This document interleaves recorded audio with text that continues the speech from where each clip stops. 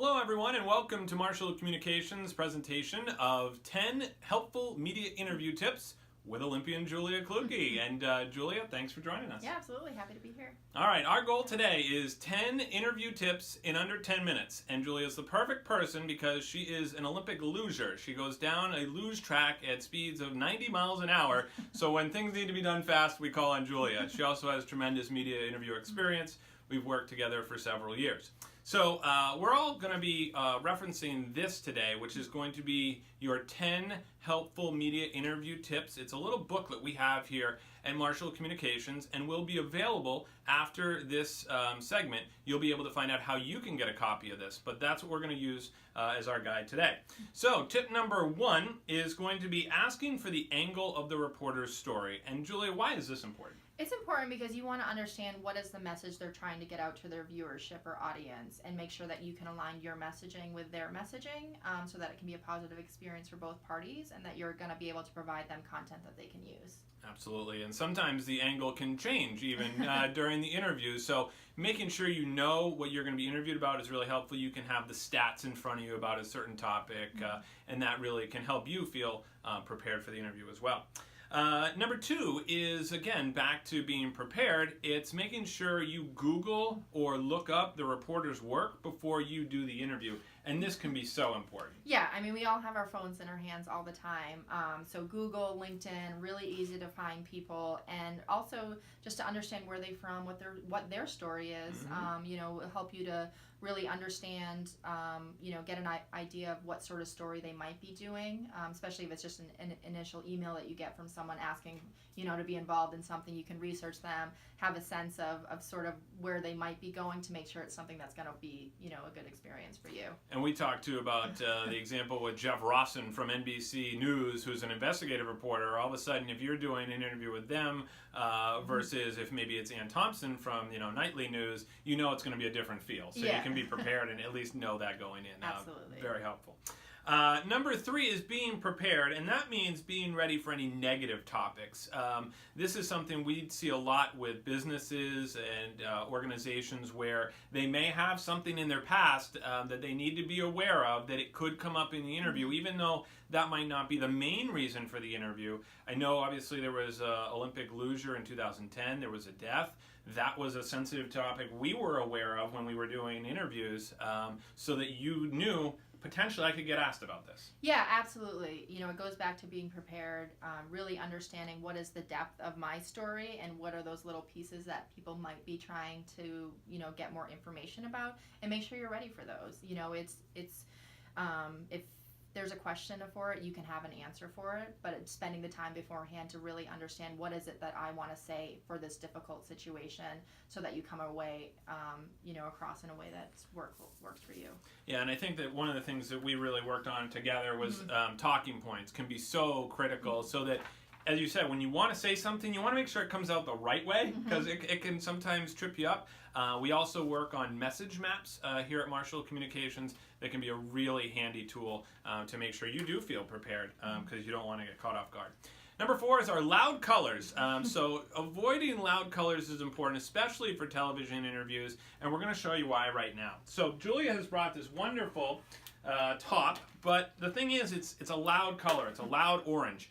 And the thing about this is if they use a lavalier microphone at the station and they put this on here, you're going to see that black, you're going to see the cord, and it's going to look really unprofessional for the people at the station. They're not going to like that. So what you want to do is wear like a more neutral color or a darker color like a blue here, and you can see that you can't really even see that cord, and when it's clipped to her, you can't even see the microphone. And that really, it shows that you've got that experience and also going to make you feel a little more comfortable that you don't have this weird thing hanging off you, right? Yeah, absolutely. And also, with darker, more neutral colors, you never know what lighting you're going to be working with, and they generally work in any light. So if there's pictures involved, video, of course you want to look good as well, and so better to play it safe, and as much as I love my fun orange, I usually leave it at home. It also can be really hot in studios. I think that's important for people to remember too. If you haven't been in one, the lights are extremely bright and it can get hot. So just be prepared for that and know that you probably want to wear something light, even if it's the middle of winter when you get in that studio. So number 5 is if you're not an expert on something, don't try and bluff your way through it. Really important. Yeah, if you get asked a question that you do not know the answer to, do not answer it. Yeah. It's okay to say that. You might have someone else in your company or organization that is an expertise in that, that you can reference and create that contact. And you don't have to be an expert in anything.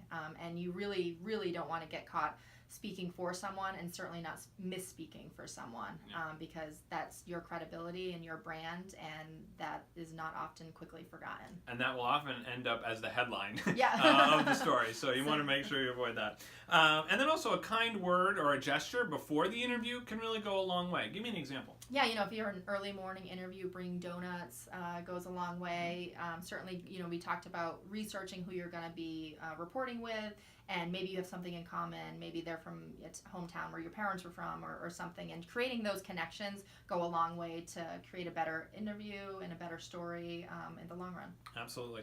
We are on to the second side of our card, which is going to be making and holding eye contact at number 7. This one's really important, because they will actually say to you, this is going to be like a conversation. We want to have this conversation rather than have people stare directly at the camera, which sometimes is a natural feeling for someone who's getting interviewed for the first time. They're like, oh, I need to look at the camera, right? Mm-hmm. And that can almost feel like what, Julia? So it's certainly you want to have it conversational. The camera crews have gonna spend time setting up the camera angles, what they think is gonna be best for their viewership. And if you're staring right at the camera, speaking to it, delivering your message, the people in the audience that are receiving it are gonna think that you're talking at them and not talking with them, and that's not a well-received message. Excellent. All right, number 8, don't ask to see the article before it gets published. This is a rookie mistake. Absolutely, absolutely. You're working with people that are experts in their field, whether it's in print, whether it's in film, and you don't want to step on their toes. They're there to create a product to put out to their audience, and if you've done your homework and are prepared for that, you want to make sure that every soundbite you give them is something that they can use in their story. Number 9 is a thank you note. So we have an actual thank you note here, and I think it's important for people to realize that just even sending a note like this, with a business card, can be really important. And the reason is because they're going to remember you. This is a brand impression. This is a chance to, number 1, get your business card in their cubicle, but number 2, make that impression that, wow, I'd love to interview her again. Yeah, and also just show your appreciation. They're helping you to get your message out there or your name out there. It helps to close the circle, especially if you've seen the article or piece already, referencing it, how great it was, how well received it was. That goes a long way, just acknowledging, the partnership. Now, number 10, ask when and where the interview will be made available so you can promote it. Social media obviously is a big part of that now these days. We're seeing that, Julia. Talk to me about the importance of being able to share something that you get and what the power is for someone like yourself, especially, that can put it on Facebook or Twitter. Yeah, media these days, it's all about clicks, as we know, and driving that revenue. And so you want to do your part, to show your appreciation for their time, for giving you, also helping you to build your brand, and make sure that you're sharing the links out on your social media, letting your own audience know when they can see it on TV or in the newspaper. And just help to expand the reach, which is beneficial for both parties. Yeah, absolutely. And great segue into Julia's social media. So we always want to promote that. And Julia, if you want to give the people an idea of where they can find you. Yes, I am on Facebook, Twitter, LinkedIn, Instagram, all by my name, Julia Clukey. So very easy to find. Only Julia Clukey still, definitely here in Maine, I think in the country. But, love hearing from fans and people around the state of Maine and engaging and collaborating. And we're so glad that Julia has joined us here for this episode. And again, these are all media interview tips that come from our tip guide here, a very handy pocket-sized guide. You can put it right in your pocket before you even have an interview. Bring it with you to the station, kind of review it maybe the night before. Can be really handy. So we'll be giving these away to anyone that wants to send me an email at gglynn@marshallpr.com. So that's gglynn@marshallpr.com. And then, of course, you can find Marshall Communications on the web at marshallpr.com. We also have Facebook and Twitter and now YouTube as well.